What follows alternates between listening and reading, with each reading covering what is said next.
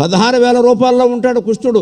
ఓ చోట బాకీ వసూలు చేసుకుంటూ ఉంటాడు, ఓ చోట బాకీ ఇవ్వలేని ఏమనకని బతిమాలుతూ ఉంటాడు, ఓ చోట పిల్లాడికి ఎక్కాలు చెబుతూ ఉంటాడు, ఇంకో చోట ఏమో మా పిల్లాడు ఫస్ట్ ర్యాంకు అని తీసుకుని సంతోషిస్తూ ఉంటాడు, ఓ చోట భార్యకి సేవ చేస్తూ ఉంటాడు, ఇంకో చోట భార్య చేత సేవ చేయించుకుంటాడు, ఓ చోట భార్యతో గొడవ పడుతూ ఉంటాడు, ఇంకో చోట భార్యను బతిమాలుతూ ఉంటాడు, బలరాముడితో కూర్చుని వేదశాస్త్రాల చర్చ చేస్తాడు. ఇలా 16,000 రూపాయల్లో నారదుడు చూసినటువంటి విషయాలని వ్యాసుడు 14 శ్లోకాల్లో వర్ణించాడండి. ఆ లెక్క ఏమిటి?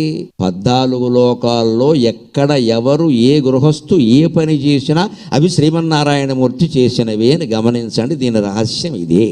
ఇది పురాణాల నుంచి మనం గ్రహించాలి. లేకపోతే బాకీ వసూలు చేసుకోవడం ఏమిటి, బాకీ మనం బాధపడడం ఏమిటి, భార్యకి సేవ చేయడం ఏమిటి, భార్య చేత చేయించుకోవడం ఏమిటి, ఒక వేదశాస్త్ర చర్చ ఏమిటి, ఒక వడ్డీ లెక్కలు తప్పు కట్టాడని ఉన్న జుట్టు అట్టుకున్నట్ట. 14 లోకాల్లో ఎవరు ఏ పని చేసినా భగవంతుడు చేస్తున్నట్టే లెక్క అనే విషయం చెప్పడం కోసం 14 శ్లోకాలు లెక్క తీసుకున్నాడు వ్యాసుడు.